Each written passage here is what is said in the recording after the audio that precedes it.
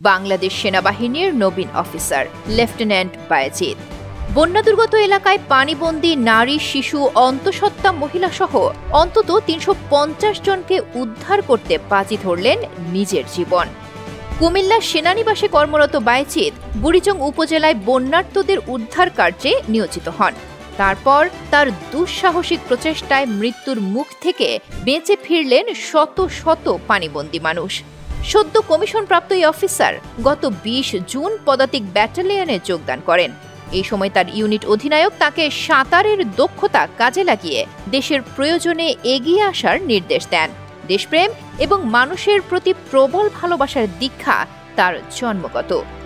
২০২২ সালে মৃত্যুর আগে লেফটেন্যান্ট বায়েজিদের বাবা ছেলেকে সেনাবাহিনীর একজন অফিসার হয়ে দেশ সেবায় নিজের জীবন বিলিয়ে দেওয়ার উপদেশ দিয়েছিলেন।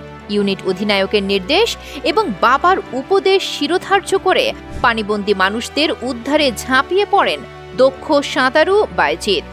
অসামান্য কৃতিত্বে প্রশংসায় ভাসছেন তিনি।